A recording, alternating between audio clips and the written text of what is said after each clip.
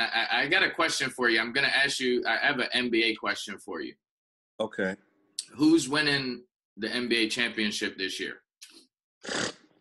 Well, my smart bet is the Golden State Warriors. Okay, so you got Golden State winning? Yeah, I got Golden State winning the championship. All right, who they matching? I think they're going to play the Boston Celtics. All right, so you don't got Cleveland getting in? Nah, it's too much. Cleveland is unraveling. The changing of the guard is now, and I would say that with. Can you hear me? Yeah, we can hear you now. I should put my phone on airplane mode, right? I just phone call. Hold on. Okay.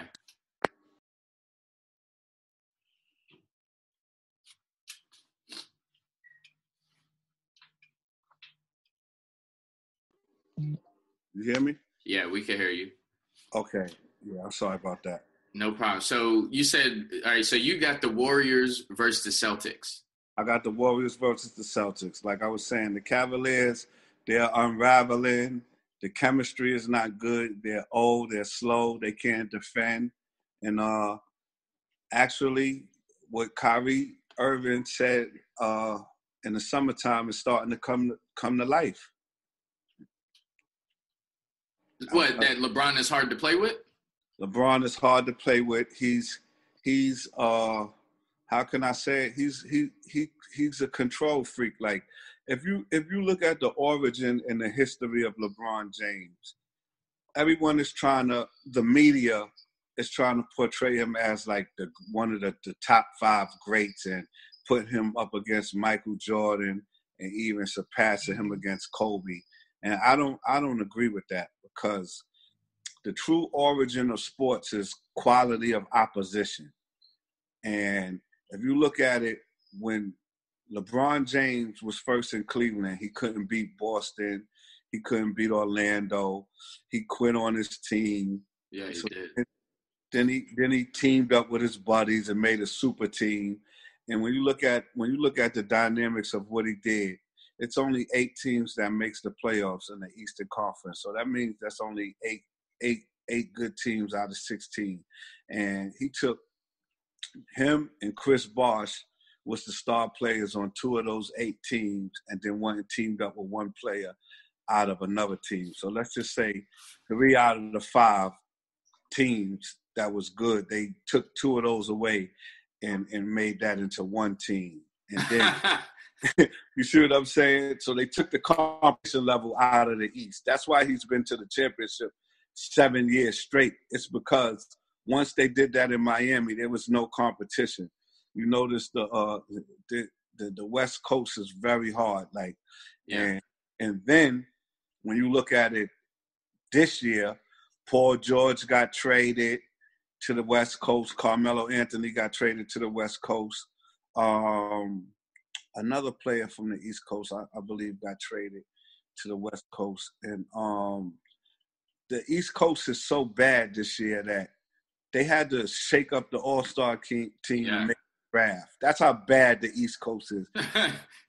So they're saying, LeBron statistically had his best season ever. Of course he would, with no competition. Like, he's playing against nobodies. So what do you think about? So I'm agreeing with you when you're talking about the Kobe. I don't think they should be in the same sentence. No. But why do you feel that Kobe? LeBron is not on Kobe's level. Are you talking championships? Are you talking skill? Like what do you? Kobe Bryant played in the era with other elite players, and they all played against each other. And Kobe was so defiant, he got Shaq traded. Like, I don't even want to play with Shaq. and he went to 4 championships with Shaq and three on his own. 3 straight finals on his own. So when they were saying he can't do it without Shaq, he did the exact same thing, 1 ring short of doing it with Shaq. And he played against T-Mac, Allen Iverson, Vince Carter, He played against elite competition, and not near of them dared to team up with each other. And then when Boston did that, Paul Pierce. He beat them. Yeah. He beat a super team. You see what I'm saying? LeBron James, he didn't. Golden State won 72 games, but that wasn't a super team. You know? Now, when Kevin Durant got there, that was a super team. And you see what happened. So now, this year, if they don't make the championship, I just believe it's over. He'll slow down sooner or later. Okay, so you explained why Kobe's better than LeBron. I just believe Kobe played in a better era. Kobe was more of an assassin, and he didn't want that type of help. He wanted to beat you. He wanted the quality of opposition to be strong. So where does Kobe and the Michael Jordan? How does that play out for you? Oh, Michael Jordan is the best. Like that. Okay. That's now. I mean, for me, I would say, it's Michael Jordan, Kareem Abdul-Jabbar, Magic Johnson, Kobe Bryant, Tim Duncan. Wait, you put it in, is that your top 5 right there? Yeah, I would put that as my top 5. In your order? In that order too? Michael Jordan, Kareem Abdul-Jabbar, Kobe Bryant, Magic Johnson, and Tim Duncan. Wow, so you put Tim in there. Oh, Tim Duncan is definitely the best power forward to ever play the game. Hands down. You got to look at it. He came out, he got Rookie of the Year, and then the next year he got MVP. His second year he got MVP, and he's never had a losing season. Tim Duncan won 50 games every season he ever played. He got 5 rings, and he went to 6 championships. All right, I got a question for you because you seem pretty well-versed about Tim Duncan and them. Yo, how don't they get excited? Like, what's in their bloodline where they're not – wait. Yeah, how are they not excited? Like, they don't get aggression, they don't argue, and how are they so disciplined? Do you really think is because of Coach Pop? You're talking about Tim Duncan. Yeah, Tim Duncan, Kawhi Leonard, that whole lineage, Tony Parker. Why are they so disciplined? That's the coach's system. His system is to beat you with what they know best and execute it that way. So if the coach don't get rattled and the star player don't get rattled, the rest of the team is not going to get rattled. Mm-hmm. So Gregg Popovich will only take players that he see that quality in. Wow. Yeah, I got to ask you about what are you wearing right now? What type of glasses do you have on? What type of sweater is that? What is this? Oh, I have on some Gucci frames, and I got a Philip Klein sweater on. Yo, you's mad fresh right now. You got me wanting to change, step my game up a little bit. Oh, nah. I'm going to. Oh, that's a little something. That's a little light work. Yeah, that's light work.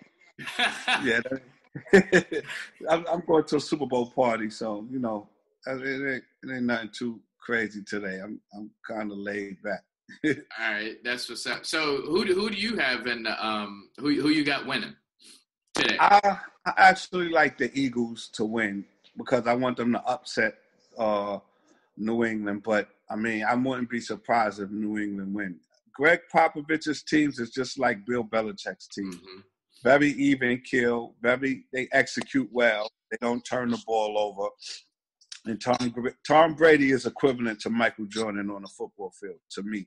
But I believe that the excitement and to bring football back from the type of tumultuous year that they had, it would be beneficial if the Eagles won. But who do you have? I have the Eagles. So Eagles is winning. I believe the Eagles going to pull out an upset because the defense is similar to like when the Patriots play. I mean, not the Patriots. I'm sorry. When the Broncos played the Panthers, mm-hmm. Cam Newton and them had that high octane offense, and the defense though of Philadelphia, they got players all around the field, and they can go up the middle with Fletcher Cox and them. They have defensive tackles which can get Tom Brady off his spot. So they have the pieces to actually beat New England. What's your favorite sport to watch? Or basketball, but I've been liking football lately just because of the quality of opposition, and it's more intricate. It's more of a thinker's game. So basketball is my first love, but I'm actually leaning towards football now because, like I said, to me, LeBron James killed the sport of basketball. Wow. Yeah, you keep talking about this quality of opposition. I don't think I've ever heard of that before. You're using it in sports, but I'm pretty sure you could also use it in life as well. Of course, quality of opposition just means it's really a sports term. It's like in boxing. If Floyd Mayweather only fought bus drivers, he wouldn't get the accolades. If Muhammad Ali didn't fight quality opponents, he wouldn't be considered the greatest. So the quality of opposition just means the person that you're going against should be just as elite as you. So when you're beating these people, you're beating people on the level that you're supposed to be on. It's like you're not stacking the deck to win. So is Golden State stacking the deck? I mean, when Kevin Durant went there, they stacked the deck, but that was the climate that LeBron James put the NBA in. So it's like you gotta conform to the normacy of what they're doing in order to win. You a fan of boxing? Yes, I'm a big fan of boxing. Who should we look out for right now in regards to boxing? I like Lomachenko. What's his name? Lomachenko. What division is he? He's I think he's in the welterweight category. He's up and coming. I like him. He's like a Floyd Mayweather with Sugar Ray Leonard. Good defense and action power puncher. Yeah, he look out for him, Lomachenko. He's very good. And that's really who I like. And I like what's his name again? I forgot the guy's name. I can't remember his name right now. He got a funny name, but he's kind of good too. All right, so Lomachenko is who we need to keep an eye out for. Yeah, Lomachenko is definitely who we need to keep an eye out for. Were you a fan of what's his name? Floyd Mayweather? Of course, I was a big fan of Floyd. All the way, really? Yeah. I like what Floyd did because at the end of the day, boring. It's not. It's boxing is the sweet science. It's that actually how Floyd Mayweather fights is actually what boxing truly is. It's a defensive sport. What boxing truly. You just went to the extreme. Right? That's not what boxing really is. Yes, it is. He's not supposed to get hit. Floyd Mayweather had a few boring fights. So you fight, like when he does it. You like his. It's not. You gotta take out the. Sometimes you gotta take out the fandom in what you're seeing, and then actually look at it for what it actually is. He had a few boring fights, but all his fights wasn't boring, and you have to look at that to a testament to his greatness. If he can't be hit, and he always wins the punching battles. You never saw him lose on the card. So see, I just don't like the fact that he could go clubbing after. The era I grew up in, you knew when somebody got beat down. But isn't that a testament to his greatness that he can't be hit? I guess. See, I thought Conor, and I watched a few of his fights, and I only watch it. I'm one of those fans of the sport where I would only watch his fights just to hope that he loses. And I thought Conor was going to get it. I thought Conor was going to beat his ass. Conor wasn't going to beat him. He drugged that fight out for 8 rounds because he put a bet up, and he let one of his partners place the bet, and the bet was he'll beat him in 8 rounds, and he wanted to give the fans some money, and plus he might get some